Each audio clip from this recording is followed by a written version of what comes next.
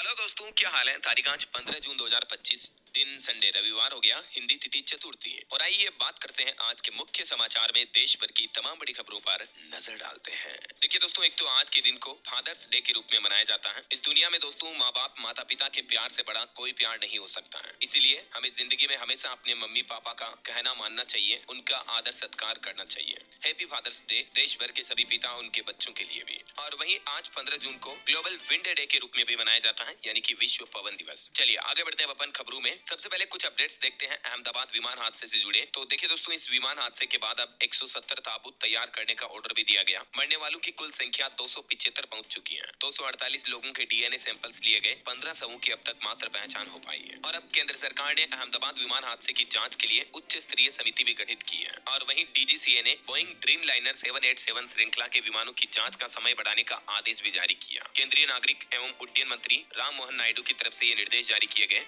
उनका कहना कि 8 विमानों की पहले ही जांच हो चुकी है और बाकी सभी विमानों की भी तत्काल जांच की जाएगी। अहमदाबाद प्लेन क्रैश के बाद अब सरकार एक और सख्ती बरतने जा रही है। एयर कुरियर से अब नहीं जा पाएंगे ये आइटम। एयरपोर्ट अथॉरिटी की तरफ से भी आदेश जारी किए गए। जी हाँ, अहमदाबाद में विमान हादसे के बाद अब कुरियर पार्सल पर भी सख्ती बरती गई है। और हवाई जहाज से किसी भी तरह के तरल पदार्थ, पाउडर और इलेक्ट्रॉनिक सामान ले जाने पर रोक लगा दी गई है। सुरक्षा को देखते हुए ये नए दिशा निर्देश लागू किए गए। और वहीं दोस्तों, टाटा के बाद अब एयर इंडिया एयरलाइंस कंपनी की तरफ से भी बड़ा ऐलान किया गया। हादसे में पीड़ितों को मुआवजा देने की घोषणा की है। एयर इंडिया ने कहा कि मृतकों के परिजनों को 25-25 लाख रुपए की सहायता राशि अतिरिक्त दी जाएगी। और ये राशि टाटा सन्स द्वारा पहले से ही घोषित 1 करोड़ रुपए के मुआवजे से अलग होगी, यानी लगभग सवा करोड़ रुपए हर एक मृतकों के परिजनों को दिए जाएंगे। इस हादसे पर एक और रिपोर्ट सामने आ रही कि पायलट ने कहा था हादसे से ठीक पहले, मेडे मेडे, थ्रस्ट नहीं मिल रहा, प्लेन उठ नहीं रहा। इस फ्लाइट क्रैश पर 4 थ्योरी का एनालिसिस किया जा रहा। अब जांच से पता चलेगा कि पायलट की गलती थी या इंजन में खराबी थी। ब्लैक बॉक्स भी रिकवर हो चुका है, उसकी भी एनालिसिस चल रही है। और इस अहमदाबाद प्लेन क्रैश हादसे का जो पहला वीडियो सामने आया, उस वीडियो को बनाने वाले 17 साल के लड़के का भी इंटरव्यू लिया गया। इस लड़के का नाम है आर्यन। इसने कहा कि मैंने पहली बार इतनी नजदीक से प्लेन देखा था, इसीलिए मैंने वीडियो बना लिया। चलिए आगे बढ़ते हैं अपन खबरों में। देखिए आप अगली बड़ी खबर, ऑपरेशन सिंदूर के बाद पीएम मोदी अब पहली बार विदेश दौरे पर जा रहे हैं। 5 दिन में 3 देशों का दौरा करेंगे और इस दौरान वो G7 समिट में भी शामिल होंगे। आज 15 जून से 19 जून तक साइप्रस, कनाडा